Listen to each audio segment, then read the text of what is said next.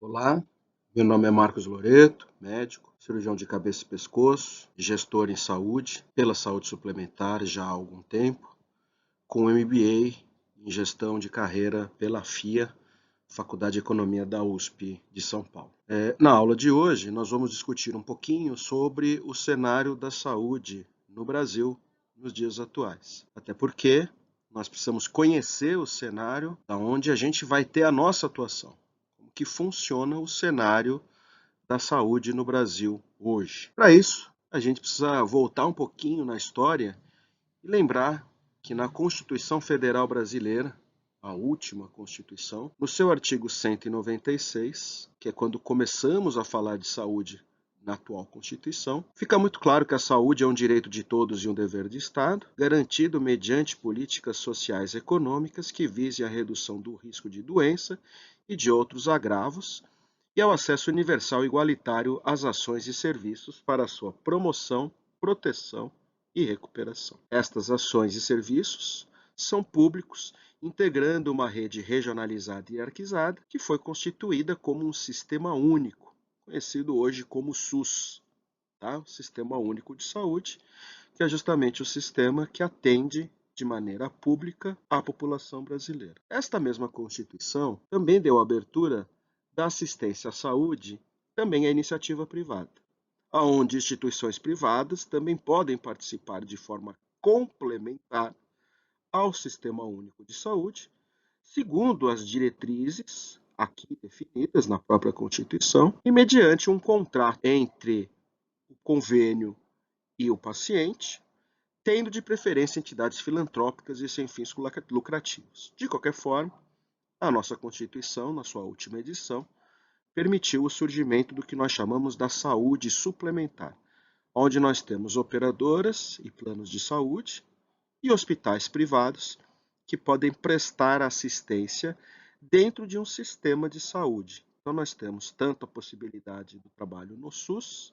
Sistema Único de Saúde, como também na saúde suplementar, que seria a saúde privada, com operadoras e planos de saúde ou empresas de autogestão, tá? E os hospitais privados propriamente ditos. Também através dessa Constituição, dentro do SUS, houve a necessidade de uma regulamentação. E essa regulamentação, ela foi instituída segundo a Lei 9656 de 1998, onde foi criada uma Agência Nacional da Saúde Suplementar, hoje conhecida como ANS, que começou a normatizar e a organizar o setor da saúde privada, dessa saúde suplementar ao Sistema Único de Saúde. Já existia desde 1944 no Brasil empresas que faziam autogestão à saúde. Então, a própria empresa se responsabilizava pelos seus funcionários no que tange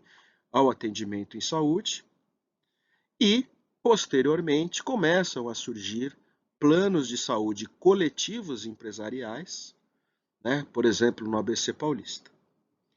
Com o avanço, houve a necessidade de todo esse setor se organizar sob a égide da Agência Nacional de Saúde, constituída na própria Constituição pela Lei 9656 de 1998. Tá? Hoje a gente sabe que o sistema brasileiro de planos e seguros de saúde é um dos maiores sistemas privados de todo o mundo. Além da criação da Agência Nacional de Saúde, houve a necessidade da criação de uma Agência Nacional de Vigilância Sanitária, pela Lei 9782 de 1999. A criação da Anvisa teve como finalidade promover a proteção da saúde da população por intermédio do controle sanitário da produção e consumo de produtos e serviços submetidos a uma vigilância sanitária, o que inclui os ambientes, os processos, os insumos e as tecnologias utilizadas para a produção destes insumos. Houve a necessidade de estabelecimento de um processo complexo para que a incorporação de novas drogas, novos insumos, fossem introduzidos com a criação desta agência. De tal sorte a gente ter um mecanismo regulador para que a incorporação dessas novas drogas, desses novos insumos, seguissem normas e critérios estabelecidos em saúde. Hoje, o nosso sistema de saúde ele está dividido em duas grandes vertentes: o Sistema Único de Saúde e a saúde suplementar. É óbvio que a maior parcela da população, e hoje nós estamos falando de quase 75%, até mais, da população, se utiliza do serviço público, do SUS. E 25%, menos do que 25%, 23% da população brasileira tem acesso à saúde suplementar. Se nós fizermos uma comparação em termos de quantidade de estabelecimentos entre o SUS e a saúde suplementar, nós nos deparamos com um cenário bastante interessante, onde, apesar da quantidade de pessoas que têm acesso à saúde suplementar, a quantidade de estabelecimentos ambulatoriais, de internação e de serviço de apoio diagnóstico são muito maiores na saúde suplementar do que no SUS, o que, de certa forma, cria um desequilíbrio no sistema. Esse desequilíbrio hoje ele está sendo muito bem visualizado com a questão da pandemia do coronavírus, onde fica muito nítido para nós o desequilíbrio de unidades de internação, de leitos de internação e de unidades de terapia intensiva, o que acaba demandando pelo SUS a necessidade de agora, na correria, introduzir hospitais de campanha, criar novos leitos, inaugurar novos leitos, numa tentativa de conseguir abraçar a demanda que essa pandemia pode acabar produzindo. Agora, se a gente pensar que tanto o sistema público, SUS, como a saúde suplementar vem se regulando desde o século passado com a promulgação da Constituição, fica nítido que não foi dada muita atenção para a reestruturação do Sistema Único de Saúde no que tange ao investimento na constituição de unidades de atendimento ambulatorial, de internação, diagnóstico, etc. Tá? Então, há um grande desequilíbrio no nosso cenário hoje em termos de unidades de atendimento entre a saúde suplementar e o SUS. Então, conforme a gente estava falando, segundo o IBGE, partindo de uma população brasileira que tem hoje ao redor de 210 milhões de habitantes e considerando que cerca de 23% da população, até um pouco menos, tem planos de saúde, a gente fica muito patente este desequilíbrio. E quando nós observamos em termos de cobertura regional, região norte, região nordeste, centro-oeste, sudeste e sul, a gente também percebe que há um grande desequilíbrio nessa distribuição, de tal sorte que o sudeste chega a ter mais de 30% da população com assistência à saúde suplementar, em detrimento da região norte, onde apenas 9% tem acesso à saúde suplementar. Ou seja, nós estamos falando que quase 90% da população da região norte do nosso país se utiliza do Sistema Único de Saúde. A gente já vem enfrentando há alguns anos um cenário de crise econômica e política que vem levando a uma queda progressiva da taxa de empregados, né? O desemprego ele aumenta, ele é patente, aqui representado pela linha laranja, e o aumento da informalidade, que é outro aspecto que está refletindo muito hoje quando a gente fala da questão do coronavírus. Porque se diante da pandemia atual é necessário que a gente estabeleça o isolamento social, a gente não está preparado para esse isolamento, porque a gente tem uma taxa de informalidade muito grande, o que significa que pessoas dependem de um mercado informal não contratado, portanto não têm acesso a seguro, não têm acesso a salário, não têm acesso a 13º, não têm acesso a absolutamente nada, que a partir do momento que para de trabalhar, não tem rendimento algum e diante de uma quarentena não vai ter como se manter durante um período prolongado, caso isso se torne necessário. Então a crise ela vai atingir proporções ainda maiores agora diante da pandemia. Mas esse reflexo ele já vem se manifestando já há algum tempo diante da crise política e econômica que o país vem sofrendo já há quase uma década. A taxa de desemprego é pujante e ela é crescente, apesar do novo governo que se iniciou o ano passado. Além disso, um outro cenário importante que chama muito a atenção da gente nos dias atuais é o envelhecimento da população, ou seja, a inversão da pirâmide etária. A gente cada vez mais vê um achatamento da população mais jovem e um aumento da população de mais idade. Tá? E esse envelhecimento da população, ele também tem um preço, ele também traz um peso dentro do sistema, porque se está aumentando a população idosa, está aumentando a taxa de doenças crônicas. E se essas pessoas não se preparam para o envelhecer saudável, obviamente que elas vão chegar com doenças crônicas descompensadas, o que vai aumentar o dispêndio de recursos, gastos com internação, gastos com exames, gastos com procedimentos, etc. Então a gente tem, além de um mercado, de um cenário onde o desemprego é pujante e a informalidade crescente, o envelhecimento desta população. Para completar, quando a gente estuda o VCMH, cuja sigla representa a variação do custo médico hospitalar, representado em verde no nosso gráfico, a gente identifica que esta variação do custo médico hospitalar, ano a ano, ela é descolada em relação à variação do IPCA. O IPCA é justamente o índice que é utilizado pelo IBGE e pelo governo como forma de reajuste para correção da inflação. Se a gente pensa que o IPCA ele está relacionado à inflação nominal, o VCMH ele está relacionado à inflação médica, porque a incorporação de novas técnicas, a incorporação de novas drogas e novos exames vai trazendo ao longo do tempo um aumento do custo.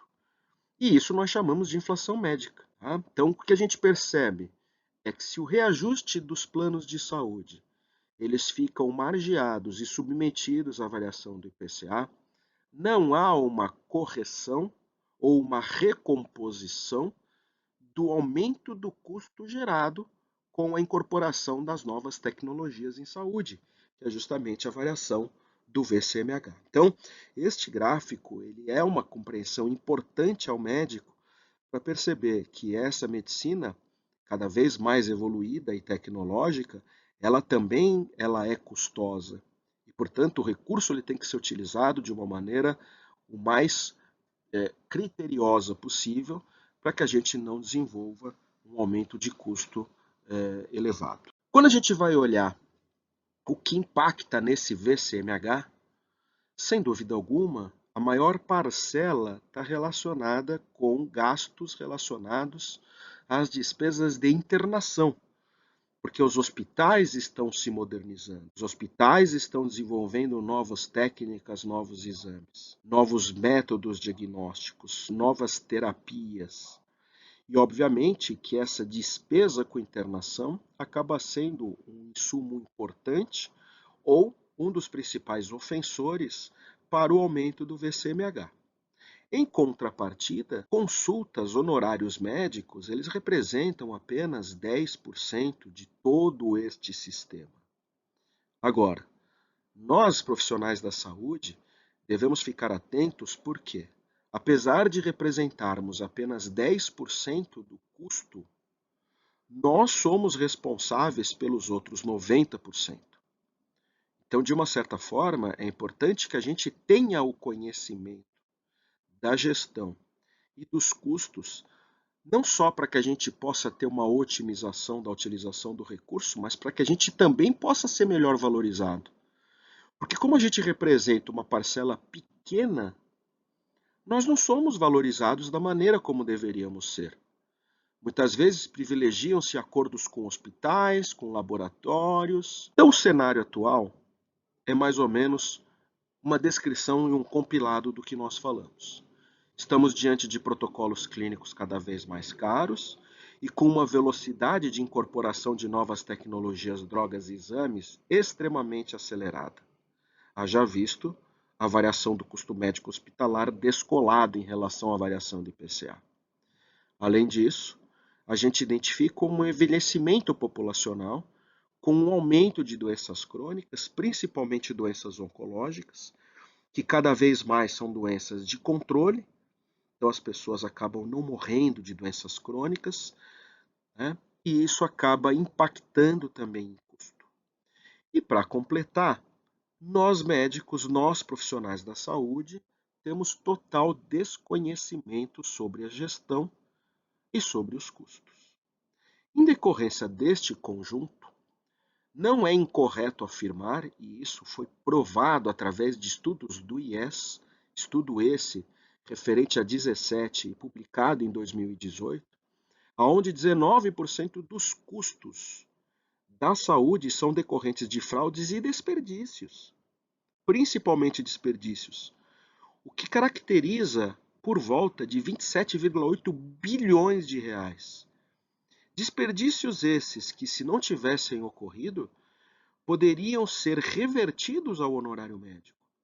Então, nós somos peça integrante deste projeto para que a gente possa levantar a bandeira, evitar os desperdícios, já que nós somos considerados, a nossa caneta é considerada como o grande causador do custo. Opa, então vamos usar a caneta de maneira correta, evitando os desperdícios. Apenas um dado para exemplificar a questão dos desperdícios.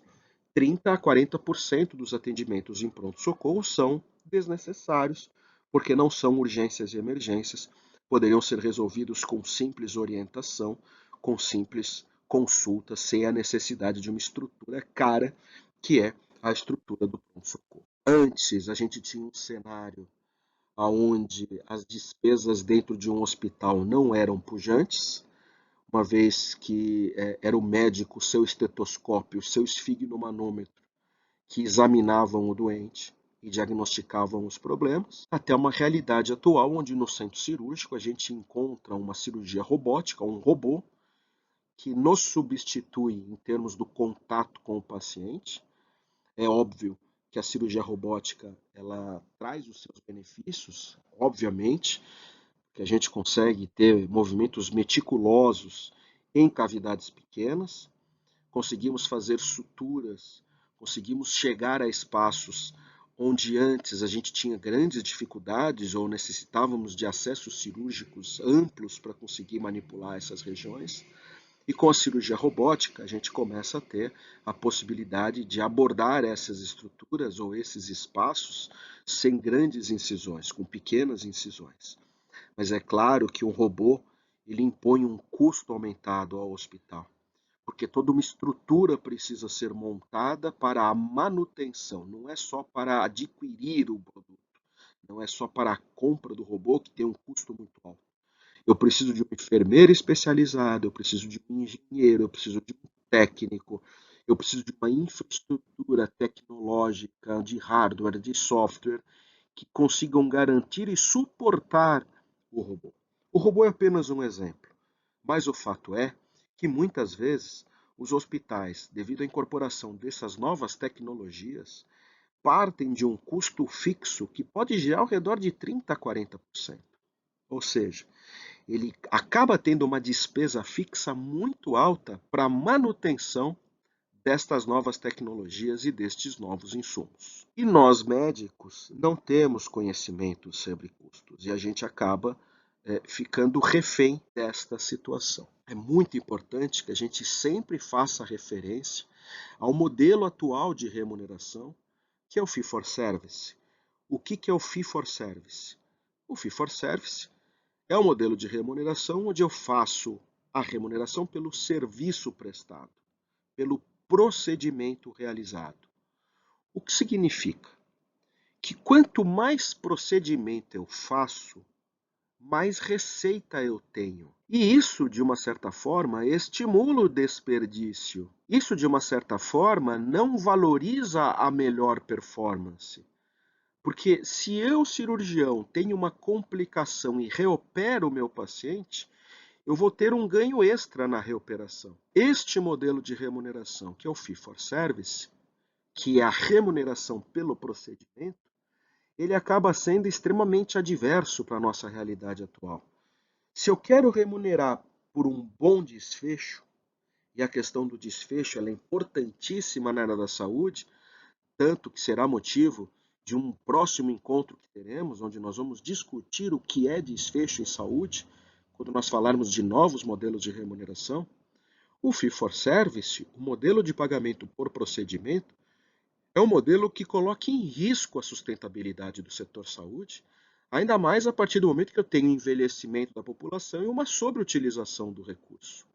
Tá? Então, a gente precisa rever esse modelo de remuneração, porque isso pode levar à perda de qualidade, e por isso que muitos hospitais desenvolveram certificações de qualidade para a estruturação de processos para que pudesse ter um equilíbrio entre o que está sendo feito com recursos finitos e controlados e com boa qualidade. Porque se a gente ficar trabalhando só num modelo de remuneração por procedimento, a gente começa a entrar num risco de solvência. A consequência de todo este cenário é que a saúde suplementar vem sofrendo uma queda progressiva do número de operadoras de saúde, isso é patente. Nós temos gráficos que comprovam que ano a ano a saúde suplementar está diminuindo, não só em termos de quantidade de população ou de pacientes, mas também em termos de estrutura que presta esse tipo de atendimento, e um aumento de sinistralidade, certo? Representado, o que é sinistralidade? É uma razão que existe entre o faturamento e o custo. Se eu estou tendo um custo cada vez maior e um faturamento que está sendo limitado pelo IPCA, de tal forma que eu não consigo corrigir, ou eu corrijo exclusivamente a inflação, mas não corrijo o VCMH, que está gerando mais custo, obviamente que essa fração vai ficando cada vez menor, o que significa que a gente começa a ter uma sinistralidade cada vez maior, o que também compromete a sustentabilidade da saúde suplementar. Isso não é diferente do SUS, porque o governo também tem que financiar a saúde. E se eu tenho cada vez mais custo com uma recomposição orçamentária mantida e reajustada apenas pelo IPCA, que é a realidade dos governos, eu também vou ter cada vez mais menos sobra para reinvestir em saúde. E esse é um problema, a tal ponto que a gente tem um descolamento da quantidade de estabelecimentos em saúde do SUS, conforme a gente mostrou, poucas instalações para muita gente. Tá? Em contrapartida, a saúde suplementar, que identificou um período de pujança, se desenvolveu e cresceu exacerbadamente, hoje nós temos estruturas subutilizadas na saúde suplementar por conta do fechamento de operadoras e por conta da diminuição da população que tem acesso a essa saúde suplementar. Nós não podemos nos esquecer que não existe mais o paciente privado puro.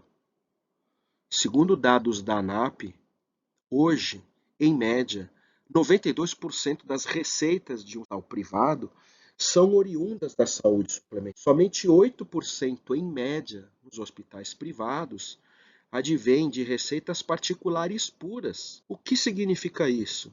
Que se a saúde suplementar está sofrendo, os hospitais privados estão sofrendo tanto ou mais do que a própria saúde suplementar. A consequência disso é um cabo de força que acaba colocando operadora, fonte pagadora e SUS de um lado, família e paciente de um outro, e essa corda é claro que vai quebrar com a judicialização da saúde, que é outro ofensor importante a todo este processo, porque se eu não encontro um denominador comum, a gente acaba caminhando para a judicialização em saúde.